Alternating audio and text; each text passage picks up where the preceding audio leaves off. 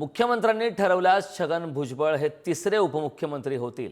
नाशिकच्या पालकमंत्री पदावरून मंत्री गिरीश महाजनांना खोचक टोला आता महाजनांनी लगावलाय। तर भुजबळांच्या मंत्रिमंडळातील समावेशानंतर नाशिकच्या पालकमंत्रीपदाचा वाद हा आता वाढलाय। नाशिकचे वाली आणि पालकमंत्री तुम्हीच, भुजबळ समर्थकांची मात्र बॅनरबाजी करण्यात आली। भुजबळ समर्थकांच्या बॅनरबाजीवरून मंत्री गिरीश महाजन यांनी टोलेबाजी केलेली आहे। नाशिकच्या पालकमंत्री पदासाठी भाजपचे गिरीश महाजन, शिंदेंच्या शिवसेनेचे दादा भुसे आणि अजितदादांच्या राष्ट्रवादीच्या छगन भुजबळ यांच्यामध्ये आता रस्सीखेच सुरू आहे। सीएम साहेबांनी ठरवलं तर काही होऊ शकतात, ते अजून उपमुख्यमंत्री सुद्धा होऊ शकतात।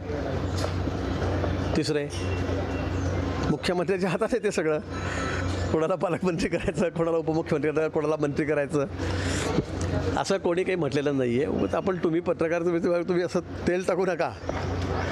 त्याच्या नावाची चर्चा आहे, पालकमंत्री चांगलं आहे, स्वागत आहे,